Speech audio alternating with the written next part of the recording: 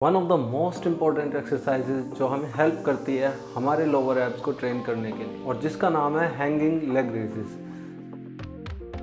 आज हम बात करेंगे लेग रेजेस की फॉर्म के बारे में। तो जब भी हम लेग रेजेस करते हैं तो हमें कई चीज़ें नहीं पता होती कि किस बॉडी पार्ट को हमें मूव कराना है जिससे कि हमारे लोअर एब्स अच्छे से ट्रेन हो पाए। नॉर्मली जब भी हम करते हैं तो हम इसको समझते हैं कि हमें सिर्फ पैर ऊपर ले जाने हैं और पैर नीचे करने हैं, बट ये मूवमेंट उस चीज़ के लिए नहीं है। अगर हमें लोअर एब्स ट्रेन करने हैं तो हमें अपनी मूवमेंट को ठीक करना होगा, और अगर आप इस मूवमेंट को ठीक तरीके से परफॉर्म करना चाहते हैं जिससे कि आपके लोअर एब्स पर अच्छे से फोकस हो पाए, तो आपको समझना होगा कि ये मूवमेंट हम करते कैसे हैं।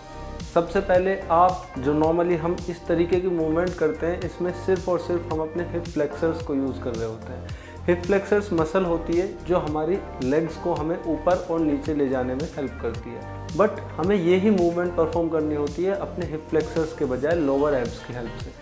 अगर आप इस तरीके से करेंगे तो आप लोअर एब्स को ट्रेन नहीं कर पाएंगे, अपने हिप फ्लेक्सर्स को ट्रेन करेंगे, जिससे आपकी लोअर एब्स की मसल कभी भी डेवलप नहीं हो पाएगी। तो आप अगर इस मूवमेंट में अपनी लोअर एब्स की मसल पर फोकस करना चाहते हैं तो आपको इसको करने के लिए एक सिंपल ट्रिक अगर मैं बताऊं आपको तो ये है कि सपोज आपके सामने अगर कोई खड़ा है तो आपको अपने हिप्स इस तरीके से रोटेट करने हैं कि सामने वाले बंदे को वो दिख पाए। जब भी आप ऐसा सोचकर करेंगे तो इससे आपकी प्रॉपर लोअर एब्स की मसल ट्रेन हो पाएगी, वरना हम सिर्फ अपने हिप फ्लेक्सर्स को ही ट्रेन कर पाते हैं, अपने लोअर एब्स की मसल को ट्रेन नहीं कर पाते। अगर आप बिगिनर्स हैं और आप इसको पुल अप बार पर परफॉर्म नहीं कर सकते तो नॉर्मल आप इसको डिप बार पर भी परफॉर्म कर सकते हैं, बट उसमें भी आपको मूवमेंट का ध्यान रखना पड़ेगा। आप जब भी इसको परफॉर्म करते हैं तो आपको अपने हिप्स अच्छे से रोटेट करने पड़ेंगे। जब भी आप अपने पैर ऊपर ले जाएंगे तो आपको अपने हिप्स रोटेट करने पड़ेंगे, और उसके लिए सिंपल ट्रिक है जिसका आपको ध्यान रखना है। जब भी आप अपने हिप्स ऊपर करते हो, जब भी आप अपने पैर ऊपर करते हो तो आपके हिप्स फेस करने चाहिए जो भी पर्सन सामने खड़ा है उसको। अगर कोई नहीं खड़ा है तो नॉर्मल वॉल को फेस करने चाहिए। इससे अलग अगर आप नॉर्मल ऐसे ही करेंगे, सिर्फ पैर ऊपर और नीचे ले जाएंगे, जिससे कि आपके हिप फ्लेक्सर्स यूज़ होते हैं, एब्डोमिनल मसल एब्स हमारे यूज़ नहीं होते, तो उससे कोई फ़ायदा नहीं है। उससे हमारे एब्डोमिनल मसल पर कोई फ़र्क नहीं पड़ता।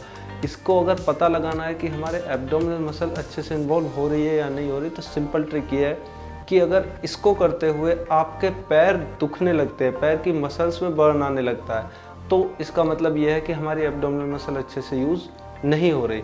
वहीं अगर आपकी एब्डोमिनल मसल्स में बर्न आता है, पैरों में बर्न नहीं आता, तो इसका मतलब ये है हमारे एब्स अच्छे से इन्वॉल्व हो पा रहे हैं। तो आपकी लेग्स की मसल्स में बर्न नहीं आना चाहिए, हमारी एब्डोमिनल मसल में वर्क आना चाहिए जिसको हम टारगेट कर रहे हैं।